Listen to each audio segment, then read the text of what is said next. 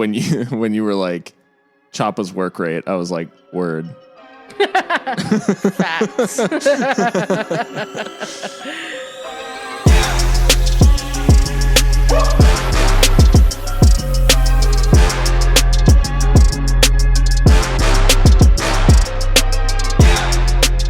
Hello, everyone, and welcome to Seriously Loco, the Seriously Crazy fan podcast for El Paso Locomotive FC, a proud member of the Beautiful Game Network, and brought to you by Roughneck Scarves and Icarus FC.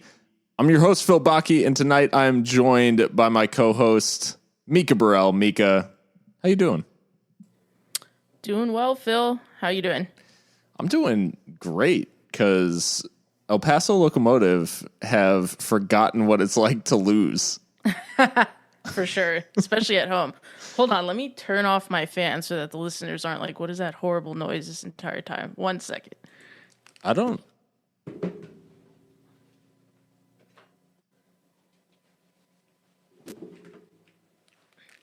If it's helpful, like, it was fine, I think. No, because it bothers me. Okay. And I'm fine. Okay, cool. But yeah, no, especially at home, it is... I mean, truly, we've built a fortress. I mean, we literally have not lost at home in over a year. That's the type of record that, to me, that's like the type of thing that serious teams do. Like, real clubs do this type of thing and build history around their ground. We don't, I mean, I think everybody's excited to one day put the SWUP in the rear view and enter a stadium of Loco's own. But right. While it is what we have, like, El Paso has made this one of the worst places to come in USL. Truly. I mean, the numbers don't lie. That's just a fact right now. It's over a calendar year. I mean, that's incredible, especially for a club as young as ours. I mean, there are storied teams around the country that don't hold records like that. And so, I mean, definitely something to be proud of. It's not a trophy, obviously, before any of our division rivals come and banter us about it. But still, it's a tough place to play. And Real Monarchs fucked around and found out. Yeah. Like so many before them. Yeah. I'm thinking about New Mexico United lifting the We Secured Public Funding Cup. Oh my! Well, it's up for vote in November. It may fail, but likely not. I mean, I hope it passes. It's not my money. Mikka, you might be impacted though. I mean, it's there are some people I've heard that some people are not too happy about it because of different things here and there. It's all political, but yeah. Well, that's enough about that team up north. I guess. Well, first and foremost, if you guys are finding the podcast for the first time, we're Seriously Loco, and you can find us at Seriously Loco on socials, and then you can find us on any major podcast platform. Basically whichever you prefer.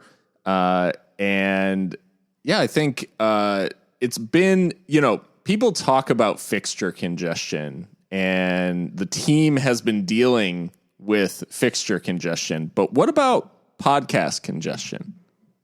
Oh, we cannot keep up, y'all. Like, we're trying, but good Lord, when you have a match every 3 days, you have to record every 3 days or less if you want to discuss the match in the level of depth that you guys deserve, you who are listening to this, and then preview the next one. And if we're struggling to just talk about the matches, imagine how the players feel having to travel and play them.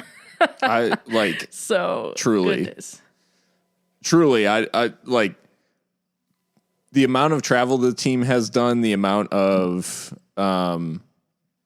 changes in the roster throughout. And I'm not saying it's been wholesale or anything like that. We've seen some consistency, but the ability of these guys to be so consistent, despite roster changes and these flights, guys getting left out of one trip so they can start another, like, New Mexico to San Antonio, back home against Real Monarchs. I guess that congestion sets the stage a little bit for what was, in the end, a comprehensive win for Locomotive, but a kind of rocky opening 20 minutes.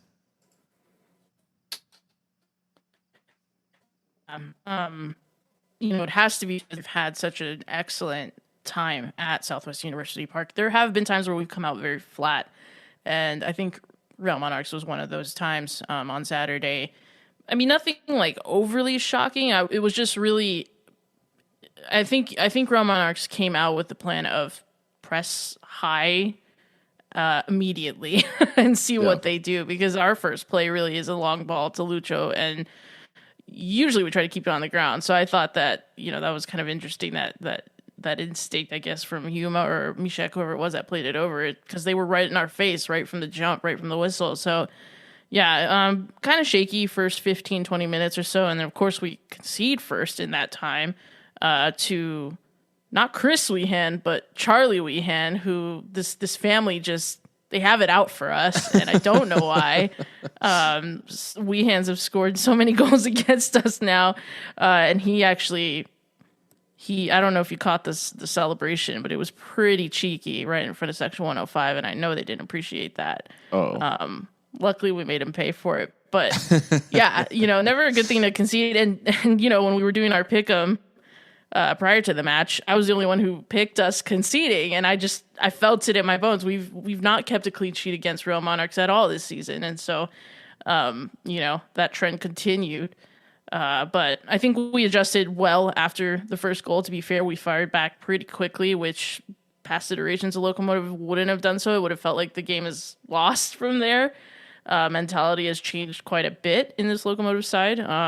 And I'm sure we'll get onto that as we talk about the brighter parts of this game. But yeah, just not the greatest start, but we responded. How much of it, I think the TV broadcast of this one emphasized it more so than in past matches, but how much of it was coming back to Southwest University Park in full baseball swing? The infield grass looking a little rough on camera and cutting up like quite a bit throughout the match. A lot of like repairs needing to be done. How much do you think that plays into it for Locomotive, having just played, in San Antonio on a much improved Toyota field? Yeah. I mean, I'm sure it was a shock to the system coming back to the state of the pitch, because I mean, even the more casual supporters in the stadium noticed it. I was sitting with, colleagues, and they're not soccer people by any means, but they're like, wow, the field is terrible. And I'm like, yeah, it really is. Obviously, in that infield areas where it was really coming up a lot. And, as terrible as it was, it gave me my favorite moment of the match that didn't have anything to do with the play was a piece of the sod came up, and Andrew Fox, who, shout out Andrew Fox for, making it on the pitch. Yeah. Back from injury. The sod comes up and he patted it down and then rolled on it. Like he literally got on the ground and rolled to fix it. And that got a good little cheer from the crowd. And I just thought it was so funny. I mean, Foxy's played in the lower levels of England, and I feel like they get that sort of thing happens like in the non-league. Yeah. Probably. Yeah. Like, he's played for Grimsby, Stevenage. Yeah. I'm sure they've been to some shocking grounds around the obscure corners of England for sure. But as you said, like the reaction to going behind, despite the fact that, Weehan scoring at Southwest University Park is an all too familiar sight, unfortunately. But the reaction from the team was quite good, and it was a pretty quick response for Locomotive. I feel like sometimes they take a little bit to fire back, having conceded. It wasn't too long that they got back the goal just 7 minutes after the opener. And Josue Aron Gomez finishes it off. But this goal is all about Sebastian Velasquez. My goodness, it's an incredible assist. You're right. It's all about his play leading up to it. I mean, it's a really good clipped ball to Seb in that area of the pitch. Yeah. Yeah, I mean, he controls it perfectly, and then he dribbles like 2 or 3 guys. And at one point, you feel like he might have lost control of the situation, and he's being kind of shuffled away from goal. But he finds a way to kind of dip the shoulder again, get rid of his defender, and find Josue open in the box. Fantastic stuff. I mean, our new content creator, Kenzie, I think your name is, it had a really, really nice highlight put together on Twitter. I'm sure it's super easy to find if you want to see kind of the moves that Seba was putting on these children from the real Salt Lake Academy. It has to be said. But either way, just fantastic play from him. And I think, when we spoke about him rejoining the club, that was one of the things that we kind of were looking forward to, is having a player like that who can really take the game by the scruff of the neck and create something out of nothing and, kind of break out of our prescribed patterns of play, if you will. I'm sure Mark would hate that I'm saying that, but I mean, some of the things that we do can be a little bit, repetitive, and it's nice that we have this individual talent in Sebastian Velasquez to pull something off like that, and it was incredible. And he does, you see these skillful players pull these skills off and then like not make the final ball at all. Well, he does give that final pass, and it ends up in the goal. So great way to respond. I think it came only like a couple minutes later in the play. And so, yeah, it was really nice to see.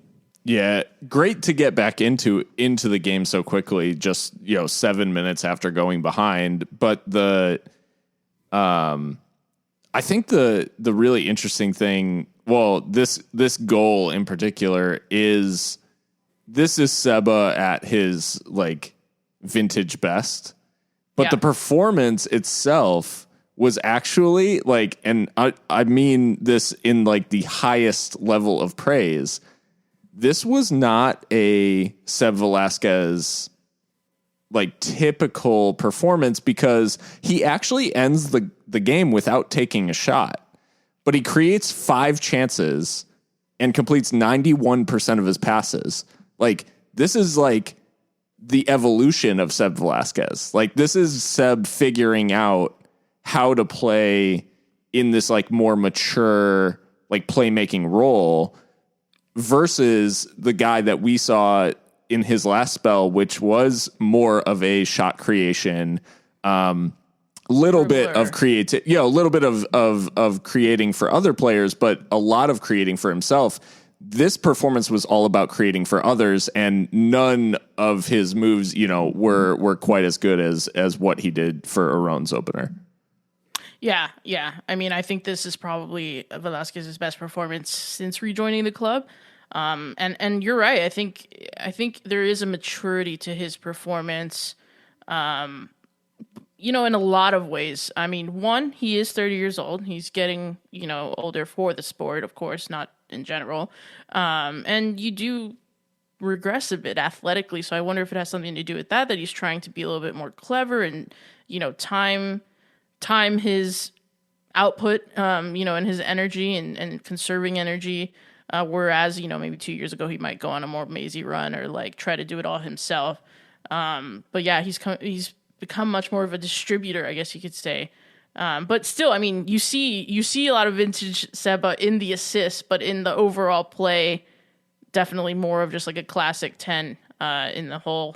And what I really like about this goal too is on paper, both these players are not in their preferred positions, because we do come out differently this one. Yeah. We ran the 4-2-3-1, which we hadn't seen in quite a while. With the 2 pivots in Richie and Chapa, and then, kind of Gomez, Seba, and Dylan Mars kind of shuffling around in that attacking midfield area with Lucho, of course, leading the line. So to see these 2 players that are nominally out of position still combine to create something and get us back in the game is always encouraging. Yeah, that's That's an interesting shout too, because the way it lined up on FOTMOB, they had Josue Aron Gomez listed as a midfielder. So, as like a defensive midfielder, yeah, I think too. Like they were confused a little bit. But as you mentioned, the other Loco player who makes a huge impact on this match, post opener, is Lucho Solignac, who actually comes on in the 58th minute for Leandro Carrillo. It's a brace in a half an hour.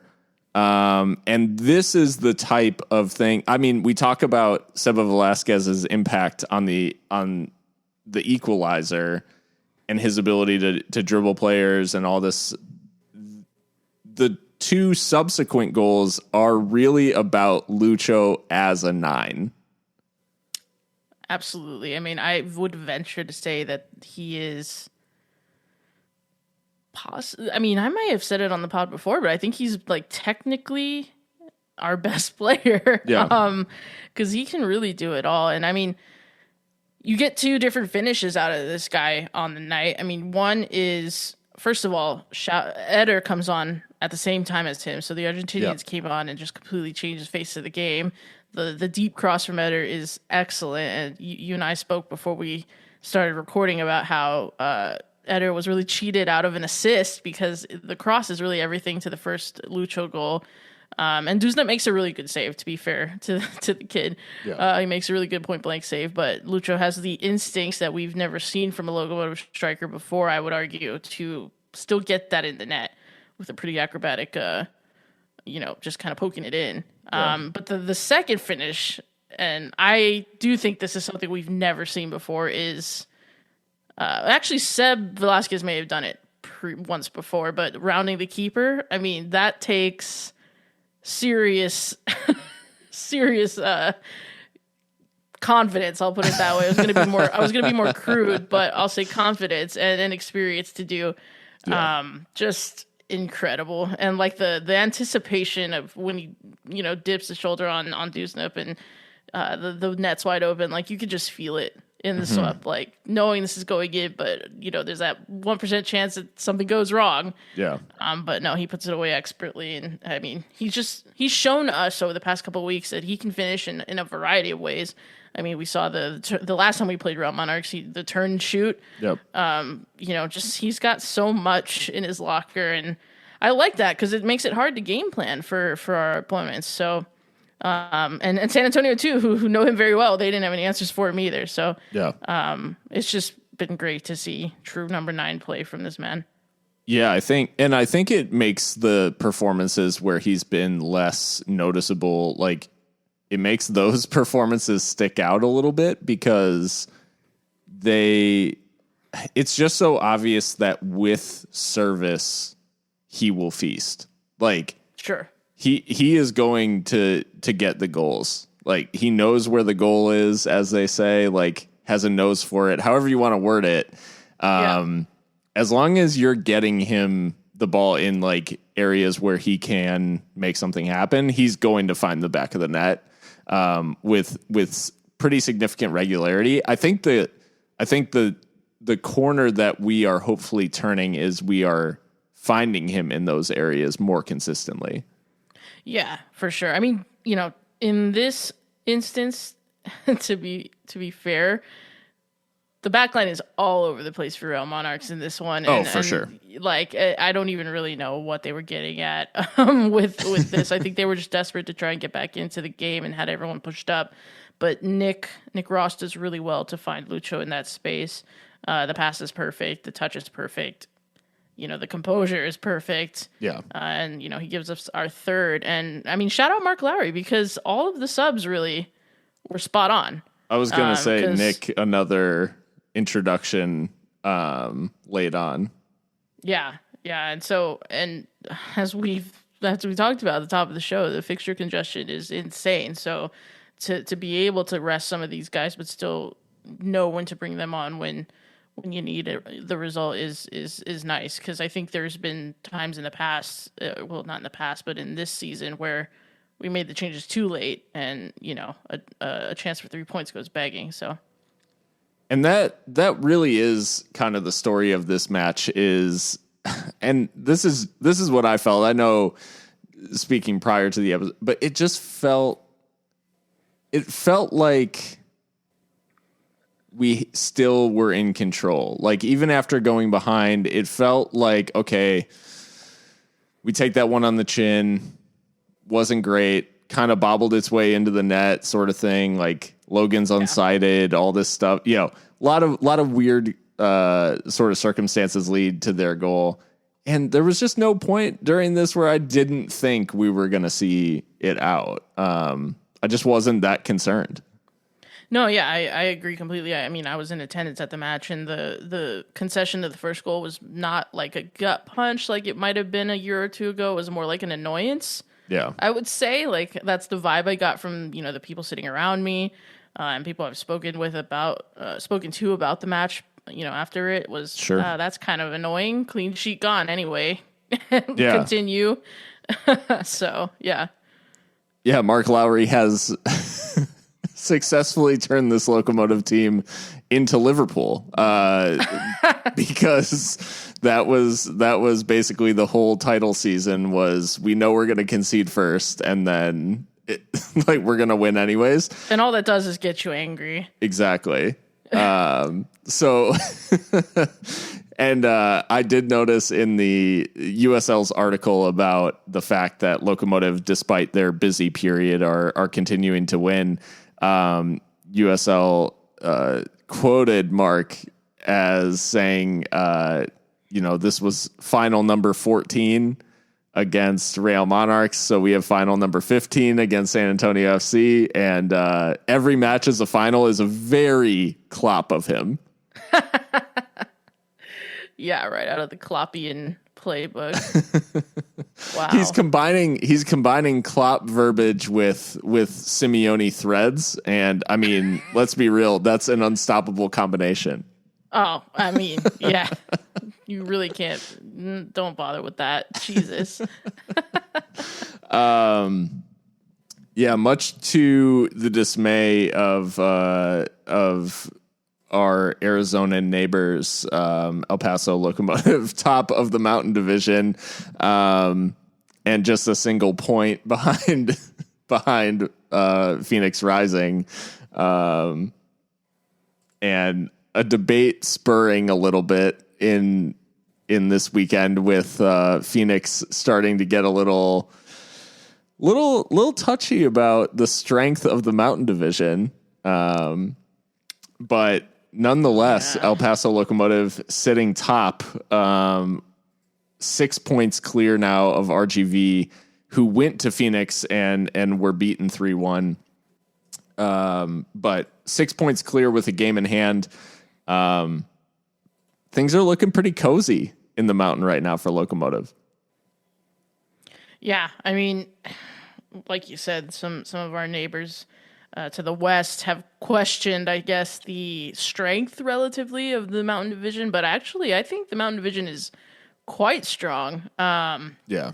As far as the Western Conference goes. So I don't know where that comes from. I think people are getting a little bit upset that the attention's not all on them. But anyway, we can only beat the teams in front of us. Yeah. And we're doing that very well and with games in hand. Yeah, and those teams are, for my money, pretty good. I think it's funny to see, actually, because the consensus at like a league level is that the Mountain and the Atlantic are the two tougher divisions. And I tend to agree with that, given the fact that obviously in the Pacific, there is Tacoma Defiance, Las Vegas, who are now a MLS 2 side, LA Galaxy 2, and a potentially like historically bad Oakland Roots team. No offense to anyone, it's just not great. Whereas like the only MLS 2 side in the Mountain Division is Real Monarchs, and they are getting absolutely pummeled by everybody else. They're getting absolutely pummeled, but they have also won this competition before, so it's like, and they have 3 wins. Oakland has 1. Like they have. So Real Monarchs are still taking points off of people. So, right. anyways, this match also Copa Tejas implications, and we haven't talked like intensely about Copa Tejas, but Locomotive, traditionally speaking, have not performed that well in Copa Tejas, and this year are like out for blood. Yeah. The Copa Tejas table is suddenly of interest to me because we're top of it. Which, I have things on the expansion of Copa Tejas, but hey, it is a trophy and it is something to brag about if we win it. And, apparently we're going for a double this season, so I'm about it. Well, once US Open Cup was canceled, we had to seek out another potential trophy. Right. And yeah, I mean, I think this one would be great for hopefully Eighth Notch to be able to savor, given the fact that fans are back and all of that.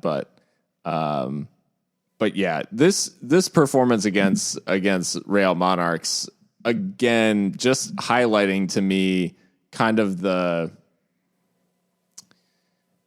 overall feeling of this team, which is they are going about their business and they have like goals to achieve, and they're not letting the little stuff like get in their way. They are just going out and taking care of business, especially at home. It is, as you said, a fortress.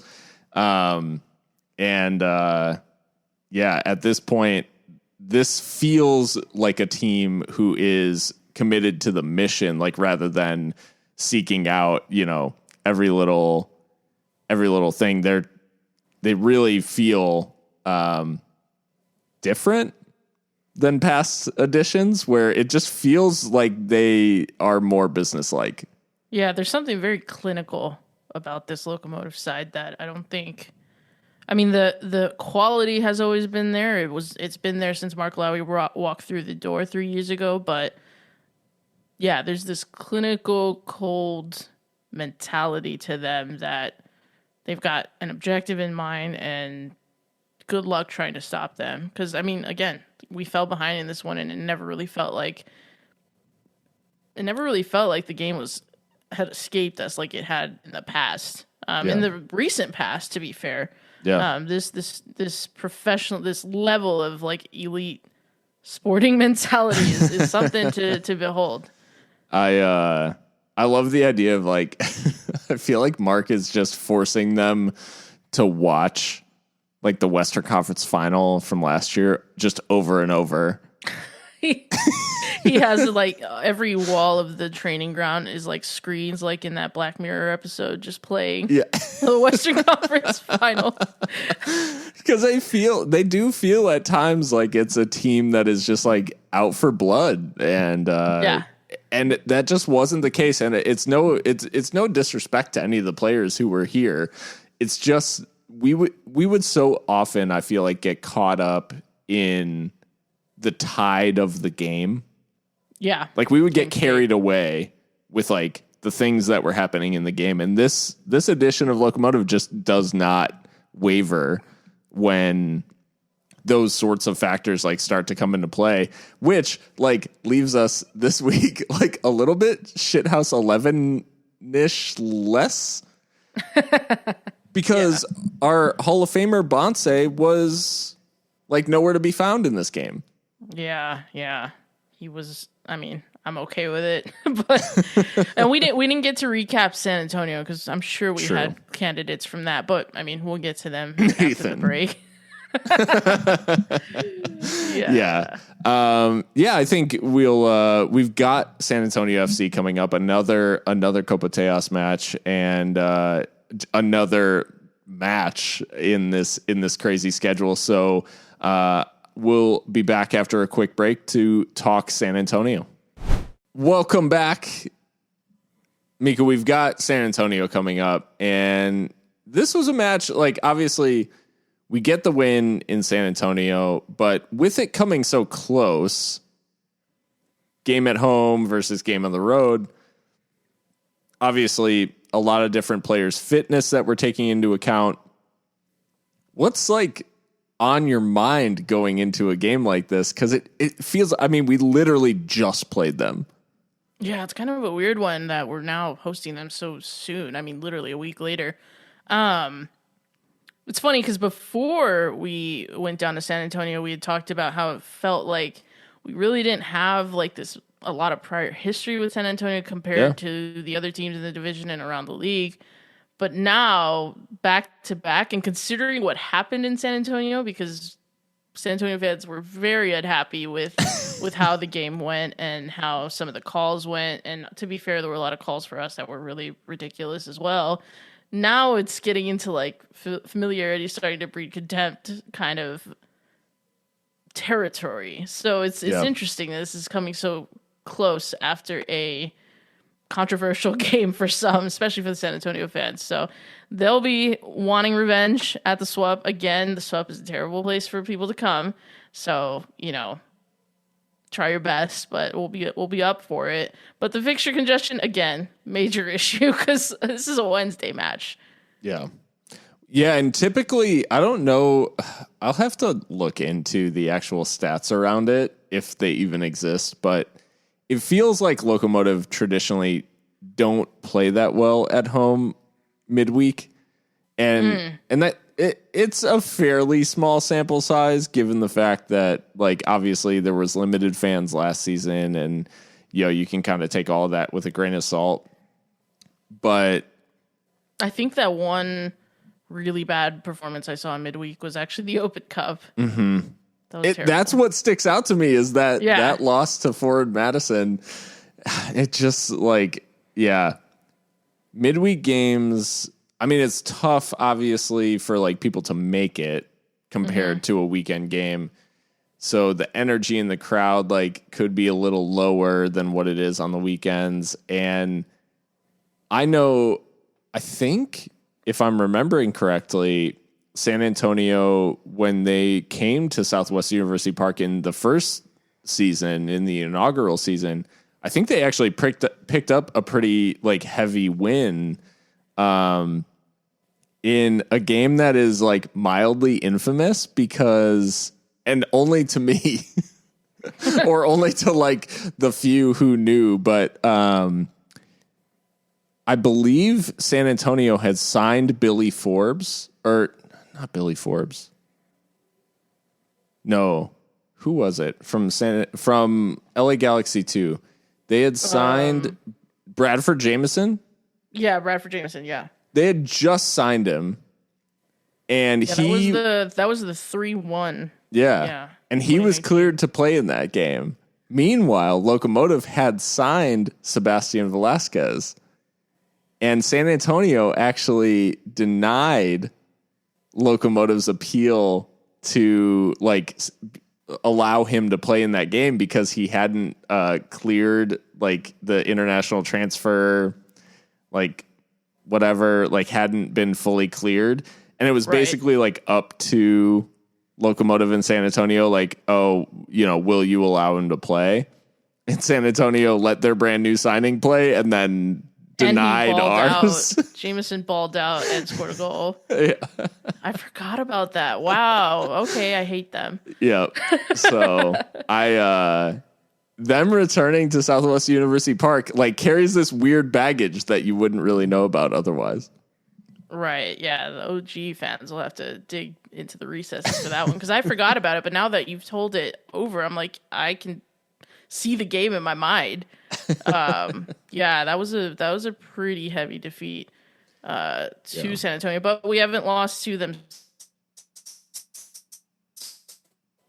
If I'm not mistaken. So hopefully that trend continues. The last match in San Antonio, obviously the Lucho penalty was much debated, but it was Diego that got the decisive goal. Diego didn't get the start, comes off the bench against Real Monarchs. As part of Lowry's like rotation, do you think that means that we see Diego from the start against San Antonio? Yeah, I think we see Diego from the start. I think we probably see Nick Ross as well. I think the midfield definitely gets stronger than it was against Real Monarchs. No disrespect to any of those players, obviously, but I think you start to see more of the first 11 midfielders come in. And I mean, he feasted in that game, so why not, right? I mean, that was an outrageous finish from him. Yeah. You think he's going left, and he just curls it with barely any backlift, which is one of my favorite things in the game in the sport is curling finish with no backlift. You feel like you're chipping it. I mean, I would be surprised if he didn't start. The like Ronaldinho vibes. Yeah. The San Antonio, though, are coming off of a good result, a 3-0 win over Austin Bold. Obviously, 3-0 looks like a pretty healthy scoreline. Couple of penalties in here. Does that like color this performance at all for you for San Antonio coming into this game? Like maybe they're not carrying the momentum that a 3-0 would suggest.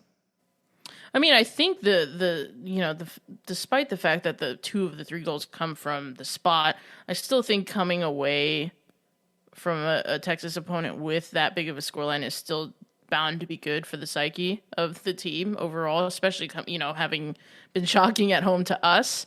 Yeah.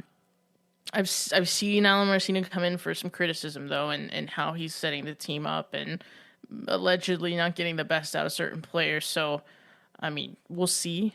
San Antonio seem very streaky recently. Again, we when we previewed them, we acknowledged that the injuries are a problem, but I think they have more than enough young talent to start to put a string of results together. And I mean, it's nothing to shake a stick at beating Austin Bold by that much, because I think they're one of the better teams defensively. Quite a few clean sheets for their starter. So, I mean, it's still a great result, and I'm sure we'll be preparing just as much as we would for any other, like a Phoenix or anyone else in the league. And I mean, I think we were pretty complimentary of San Antonio the last time that we spoke. Yeah. Obviously, Diego landed the first blows in the like heavyweight bout between the 2 young talents, Diego versus Jose Gallegos. But that sort of storyline, we talked about it on the show in the preview for that last match. It did, in a way, like become a little bit of the narrative, like in the game. And then Diego Luna, actually, our friends at the USL show, and in particular Phil Grooms, like really ran with Diego after his performance in San Antonio. Like this was a little bit of a profile raiser coming up against another young talent in Gallegos. Yeah, and I myself had spoken with another San Antonio fan who was like, angry tweeting after the game, and I was like, dude, like, because he was saying like, El Paso's a bad city. I can't believe we lost them. I'm like, we're not a bad city. And he was like, fair, I'm just angry. I was speaking with this guy, and I said, I just think it's cool that we even have a narrative like this in USL Championship, like 2 young players, with somewhat comparable skill sets and origins and maybe aspirations for MLS and beyond, maybe even Europe. We know Gallegos has had trials abroad, and Diego Luna he came through Barca's academy with one Matthew Hoppe. So I mean, that could be in his future too. So I just think it's great for the league that we even have these kind of storylines. Speaking like we did last pod about potential pro rel and just separating ourselves a little bit more from MLS, the fact that we're getting these storylines too just shows that we can definitely get separate from any kind of MLS storylines that kind of trickle down, I guess, or imply a lot for our level, if that makes any sense. So I love it. I think they are quite different players in a lot of ways, and then Gallegos is 2 years older. But yeah, it's fascinating. I'm hoping that Gallego starts again because I mean he's exciting to watch. And also, we pocketed him last time, so we certainly did.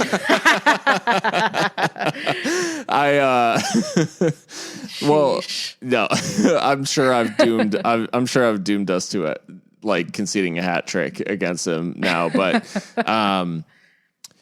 so I mean that leaves us with the one tough task. Looking at these teams coming together so soon. What are you thinking in terms of scoreline for this one? I'm expecting 2 leggy sides, to be honest. I think mental sharpness may take a dip. Both these sides have really been playing a lot.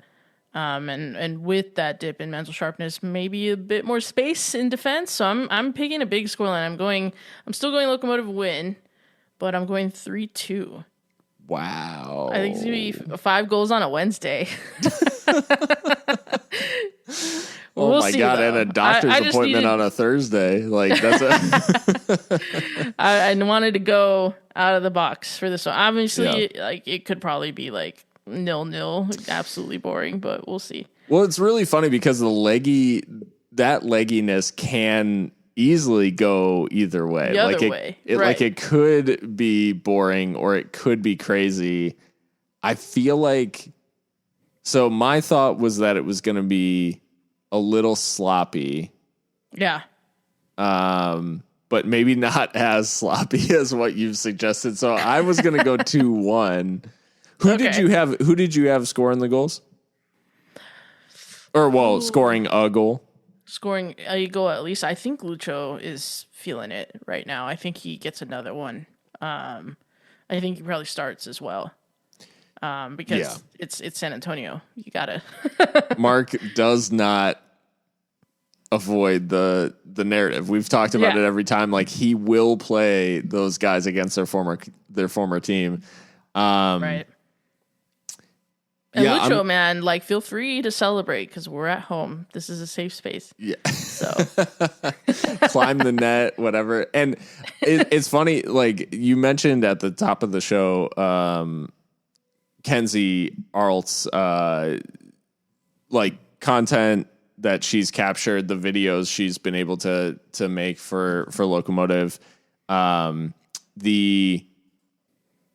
running the Insta like had a field level, like very organic story of Lucho's second, where he rounded the keeper against Monarchs, and a nice little run to the corner, a nice little celebration, just a classic, jump fist pump in the corner. But the way that it was filmed was really cool. So I would, I don't know if it's even available anymore, probably not, but those sorts of moments, I don't know. It's just been really, really great. And shout out to Kenzie for her work. Cause I think it has actually stepped up the level a little bit, in terms of what Locomotive's been able to do on social, with those videos. But yeah, Lucho scoring against San Antonio is definitely narratively very nice, and he did do it in San Antonio. But I think the player who has flown somewhat under the radar, again, as per usual, Josue Ron Gomez. I think Gomez scores again in a 2-1 win. I don't think it goes the same direction as this one. I think this is a typical Lowry home performance in that it's an early goal for Locomotive, a middle of the second half goal for Locomotive, and then as they did in San Antonio, conceding a consolation like late on, but holding on for the win. So I think it follows the pattern of the San Antonio game only because of how I think I think the legginess and all that will play into those last like 10 minutes. But I think otherwise, I think Locomotive will be well set up for this one and well up for it. The returns of the likes of Brian Rebellon to fitness give me more confidence going into this one, because if he's coming in with fresh legs, then that will be a game changer for sure. Yeah, I hadn't even thought about Brian, but yeah, that's crucial for sure. So we'll obviously update you guys on the pick'em next time. I think both of us have made up some serious ground since the beginning of the season because we were not doing so well. But Locomotive continue to win, so do we, I guess. Right. But as we move into the listener questions and kind of round out tonight's episode, we'll start with a really interesting question from a frequent contributor to the pod at Yancey 1389. He says, put yourself in the manager's shoes. Are you more concerned with squad rotation or falling behind Phoenix in the points race? Unlike Euro leagues where you can do so to sacrifice a lesser competition, our only goal to achieve is winning the points race and securing home field advantage at the SWUP, which is essential.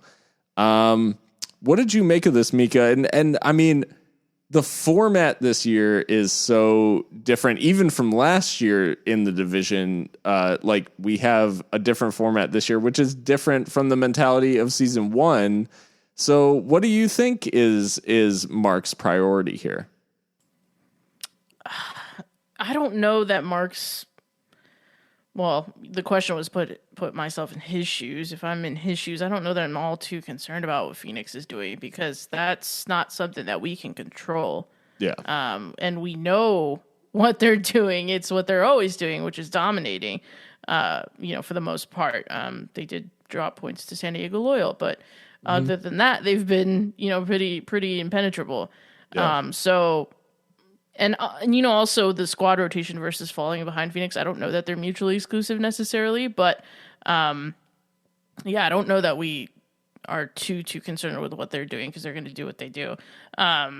Squad rotation, obviously, I think is very important because while it is a points race, it's also a points marathon. And we're about 15 games in now, and we've seen the effects of this fixture pile up, and this, things that happen off the pitch too, like, illness that ran through the locker room. And I think it's important keeping guys fresh, especially because the squad is not really, it's big on paper, but as for who actually is the playing personnel, it's not so.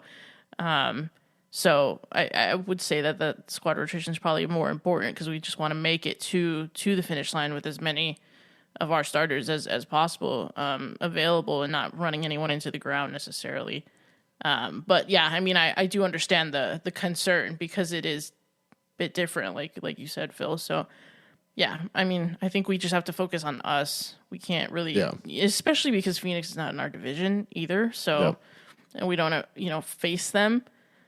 But I mean, I do understand that overall it's the points that are the thing, but it's a marathon. I love the idea of Phoenix having to come to El Paso for a playoff game.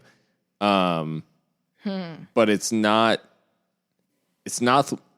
worth fretting over, as you said, just because there's literally nothing we can do about it aside from trying to keep pace, which, I mean, let's be honest, like Mark is going to set up to win every game. Whether we say like, it seems like he kind of took his foot off the gas here. Like, I know the New Mexico game in particular, it's like, it seemed like he kind of settled for a point. But the bottom line is like his mandate is make the playoffs. And I mean, honestly, his mandate now is be dominant. Like, be ruthless. Exactly. So take teams to the sword. So I think like as we said, like you can only play the teams that are in front of you, and he's going to approach each game in that manner of, and as I said, like he was quoted, in that USL article about like, this is final number 15. Like he's approaching each match as a cup final. So like whatever that means for the team, he's going to approach it. Now, whether that means like there's a Western Conference semifinal or a Western Conference final at Southwest University Park this year, like that will wholly depend on Phoenix, like not performing to the level that they should in that division. So yeah, I think the less we fret about it, the better. And quite honestly, like how sweet would going back there and getting revenge for last year be? Like, like I would love that personally. So while I love the idea of a Western Conference final in the SWUP, like I don't think Mark will be too worried about it. Yeah, exactly. So we had an interesting question, like talking about the SWUP in particular and like potential venues in El Paso. At E19 Tuzo, who was involved in Locomotive's esports, he said that he was hearing on the radio that playing at UTEP would never work for Locomotive. Do you agree or disagree with that? Without knowing what the context of it working or not is, I'm assuming it means like, would the field itself work? I think the dimensions probably could work because they've hosted professional soccer at the Sun Bowl before. Logistically, whether it could work is a totally different question. I don't know what the facilities are like. I mean, I assume they're pretty class considering it's a Division I football stadium, collegiate football stadium. But yeah, trying to contend with UTEP's schedule and them obviously having priority for the events that they want to hold, because they do hold like cultural events too and different things like that. Logistically, it might be the issue. For soccer, though, I've never been to a soccer game at UTEP, but I can only imagine that it would be kind of nice because sightlines are much more natural for soccer than they are at Southwest University Park. So, I mean, I'm kind of in two minds about it. I don't know that we'll ever actually do that, where like we would move to UTEP. That seems really not in line with what Mountain Star Sports Group would want to do. I think they'd sooner build our own stadium, to be honest, because then that's an asset of theirs rather than having to like lease with UTEP. So, right. Yeah, I don't know what the context was of the radio show that you were listening to, but that's kind of how I see it. So I don't know. Like, I definitely think that that Locomotive would remain at the SWUP until such a time that Mountain Star build a stadium for them specifically. I don't see UTEP as an option, primarily because of the ownership and the fact that, like, so there was another question floating around at some point about, like, does New Mexico getting a stadium put more pressure on Locomotive to get a stadium? And the bottom line is, like, it actually doesn't. And I know that sounds like flippant and like dismissive, but it doesn't, not because, oh, like, we need to keep up with New Mexico. And like, I think we should pursue a stadium as soon as possible. But the bottom line is that New Mexico United doesn't own, their ownership group does not own their facility. So the pressure was always on to figure out a new arrangement and to get their own facility. Whereas Mountain Star owns Southwest University Park. Like, there isn't a Fresno, like, situation floating around out here where, oh, like, we have only a certain amount of time before our tenant, before our landlord, like, kicks us out, sort of thing. Like, this is a stable situation. Right. They own the facility. Absolutely. Like, there's no reason to rush out of it. And aside from the fact that, like, yes, obviously, like, from a soccer perspective, like, we would love to be able to watch in a stadium built for purpose. But at the end of the day, there's not the rush of other teams because our ownership group owns the facility. Yeah, exactly. So a little bit of a off-topic one, or a little bit of a weird one, only because we just talked about this in the last episode, and we were talking about how it was kind of a cool move and all this stuff. But Eric Bauer at eBau27, and shout out to Eric for his contest win, correctly predicting the Gold Cup final score. Mm-hmm. Eric would probably fare well in our pick'em, given how all over the place we are. But he asked, did Matt Lewis return to Detroit? And if so, thoughts on his loan spell? Mikka, I tried to get your thoughts before we started recording, and you said you were saving them. So first, Matty Lewis, it does seem like he's left. What are your thoughts on him spending a couple of weeks with Locomotive without an appearance? Yeah, he was totally invisible. That's my poor attempt at humor. It's a weird one, man. Like I thought for sure he was going to play because Yuma and Mishak are really logging a lot of minutes, and they are not exactly young as far as footballers are concerned. So it's surprising to me that he didn't make an appearance in this really brutal stretch of games, to be fair. Brutal travel, all that. And it's my understanding that he has gone back. I mean, it was announced by Detroit City that it was going to be until August 1st, and all the more reliable sources are showing him as already being back on their roster. So I can only assume that he's back. I didn't notice him around the SWUP the other night. I wasn't looking too closely, to be fair. But it's a weird one. I don't know. I was hoping we would see him play. I think that despite the fact that we're doing very well and we're winning, I do think Mishak or Yuma or both of them do need a rest at some point, and it's just a little bit concerning to me that we're not really... I don't know. It's hard because, again, like, it's hard to complain because we're doing well, but yeah, like, when does, some of the mistakes, to be fair, that we've seen not get punished finally do get punished at the back because these guys are very tired. Not to make excuses for them, but I mean, that has to play into it. So, weird one. The Matt Lewis one is very strange indeed. I mean, when we loaned, oh boy, I'm blanking on his name, from Minnesota United, like, he played right away. Coleman? Yeah, Brent Coleman, and he was quite good, actually.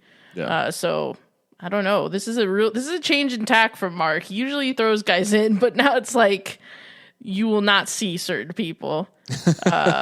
Which, we last saw that maybe with like Daniel Navarro or something, but yeah, it's a strange one. I mean, it seemed like odd timing, and in the end, he doesn't make an appearance for Locomotive, unfortunately, Matt Lewis.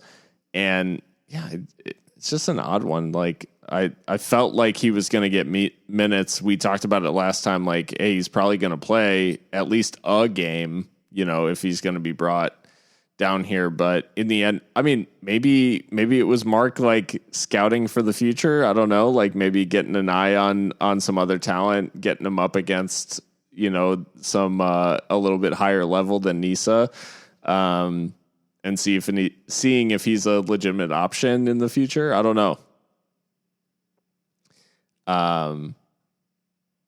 Yeah, but we'll round things out. The one thing, so I meant to mention this when we were talking about UTEP, but I'm going to bring it up now. And that is, one of the greatest goals that I've ever seen in person was scored at the Sun Bowl. Interesting. Me and Pat Staley went to a friendly between Cruzeiro and Chivas. I remember this one. Yeah, Cruzeiro. Yeah. And Ricardo Goulart, a Brazilian winger for Cruzeiro, who now plays for like Guangzhou Evergrande or whatever, like in China. He scored from inside his own half, like Xabi Alonso style, like chipped the keeper from halfway. Holy shit. And it was one of those moments where you're just like, we're like, oh my God, he's going for it. Like, what an idiot. And it worked, and everybody went nuts, except half of the crowd was Chivas fans who were absolutely just like silent. And then and then there was a small contingent of Brazilians who just went crazy. Like, I don't know if they had traveled for the game or whatever, but like one of the best goals I've ever seen in person. And it turns out there is actually a YouTube video of it. So I may just have to like slap that YouTube video on Twitter so y'all can see. It was so unexpected that the camera also did not capture the goal. It's in the replay. You have to see what actually happened. Man, Cruzeiro's like mudded recently because they were just recently relegated to Serie B for the first time in their history. Yeah. I only know about Cruzeiro because they are one of the teams, along with Palmeiras, who were founded by Italian immigrants in Brazil. And so they are, I think, like mid-table in the second division right now. They used to be a fixture in the top flight, but yeah. I do remember that when they came to El Paso. I don't know why I wasn't able to go, but yeah. Well, the last question comes from a man who has been retweeted by the club. No. At Cool Fernie asked, 4 of the next 5 matches are versus other Copa Tejas teams. Locos can clinch it by September. The Copa Tejas matches are coming thick and fast. You know, it wasn't even a question, but I felt like throwing it on here because he's literally telling us what's going to happen. There was no question mark here. So I just wanted to put that out there for the masses. Is that mathematically possible? I didn't even check. It sounds right, but I mean, yeah, like I haven't seen the actual numbers, if I'm being honest. But yeah, I mean that would be incredible. Yeah. Well, and especially after such a disappointing like inaugural Copa Tejas season, which was hysterical because we were actually the highest finishing Texas team that just never got points against other Texas teams. We were really awful. But yeah, I mean, there's we could see this out. I know I saw during the game against San Antonio there was a graphic about Copa Tejas and the fact that our maximum potential points was like 33 or 32 or something like that, and the next like max potential was like 26 or something like that. Oh wow. So yeah, we're definitely in a strong position as long as we take care of business. Let's hope.